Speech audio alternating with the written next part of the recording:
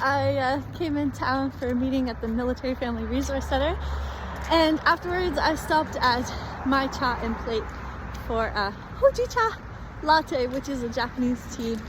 While I walked back to my Durango, I thought I'd have another chat.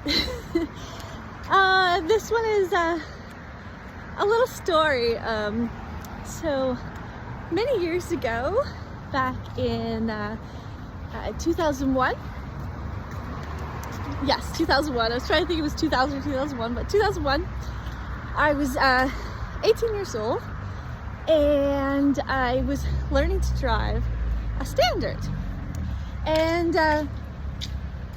by the way, this Hojicha tea, or Hojicha latte, which is a Japanese tea, is delicious. You definitely need to try it. Anyway, back to my story. Learning to drive a Standard truck.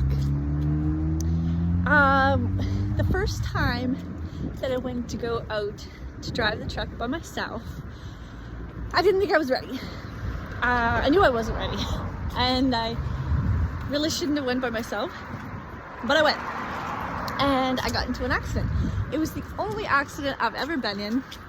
I'm now 43 years old, and but anyway, it was quite bad. Nobody was hurt. I didn't hit any other vehicle. I didn't hit a person. I wasn't hurt, but the truck was quite damaged. I had hit a post. So anyway, it shook me up a lot. It shook me up so much that just gonna cross the street here, I said, and I meant it, that I would never drive again. So I was now under the belief that I never wanted to experience that that scare again, and also I never wanted to experience that painful experience again. So I told myself I would never drive again, and I was gonna just walk, take the bus, and bike. So I biked to work from Sackville to Fall River, which would take me about 45 minutes or so. I ended up being in excellent shape biking every day, but I had a regular customer at my fruit stand. Excuse me. This is so good. His name was Joe, and Joe was an older man, and I would see him quite often, and he was someone who he would talk to me when he came in. He wouldn't just get his groceries and leave, and he was also someone who spoke his mind. So that being said, one day he said to me, "Why do you bike out here? Like, why don't you drive?" And so I said to him, totally serious, I said, "Look, Joe, I had an accident a few months back, and when I had that accident, there was damage to the truck, and yes, the truck was fixed, but I never want to have that happen again, and it scared me too much, so I am never going to drive again." So I expected Joe to just say, "Oh, okay, that's why."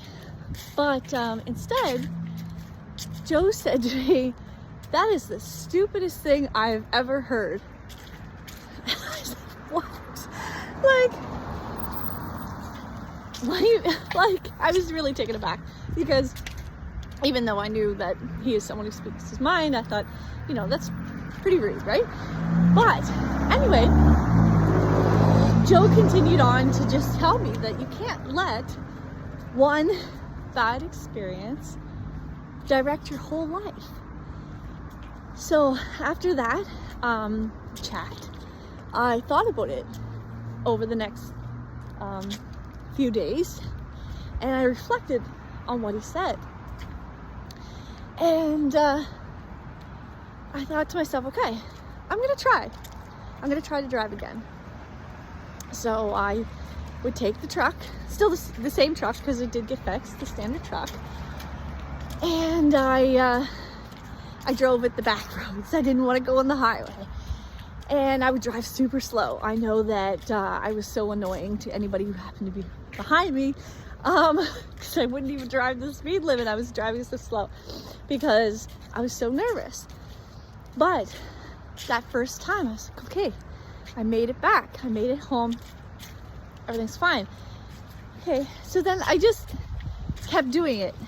And slowly I would pick up my speed, got to the speed limit, because, you know, to be honest, that's not even safe either, to not drive the speed limit, because you tick people off and whatever.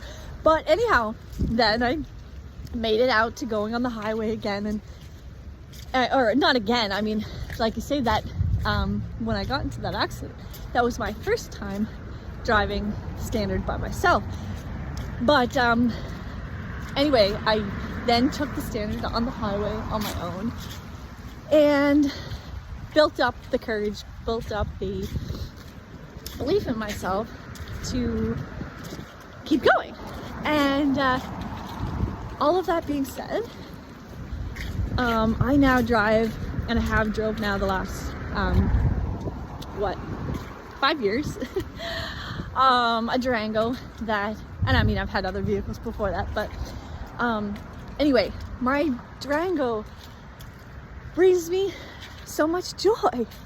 I get in there and I just take random drives. I will, you know, whether it be on my own or with Isaiah and Gabriel in summer, or with I was gonna say with Matthew, but most of the time Matthew drives if he's when he's home. But yeah, I've driven to Cape Breton, driven to, a couple weeks ago I went to New Brunswick. But just, it gives me freedom, but it also just, it brings me joy. And the point of this story is the fact that whether it be the scare of the vehicle, like the scare of the accident, whether it be a relationship, you know what I mean? You are in a relationship and it goes bad and you get scared and you say, I am never going to be in a relationship again. Because I've been there too. I have said, I will never be in a relationship again. And this is what I was thinking about the other day that brought up this story in my mind. I was thinking to myself, like, imagine, like, the Durango brings me joy, and if I had never driven, like, I would have missed out on all that. Matthew brings me so much joy. He's a huge, huge, huge blessing to everyone in my family. Like I'll be Isaiah, Gabriel, Summer, and I, but my extended family, like my aunts, my uncle, my parents, like, he is a fun person to be around. He brings all of us joy, and if I hadn't have finally chose to allow myself to open my heart, in the sense that I could risk being hurt again, in the sense that that's what I was scared of. That's what I was scared of when I said I would never drive again. And that's what I was scared of, to never have another relationship. Anyway, the point of this story, I'll wrap it up, is keep going. And not only keep going, but don't let one bad experience, one painful experience, direct the rest of your life, because there's a lot of joy on the other side of that. There's so much joy on the other side of that, and things happen, and we learn from them. But on the other side is rainbows and unicorns and so much joy. You just have to allow yourself to allow yourself to live again and to enjoy life. Peace, friends. Make a beautiful day.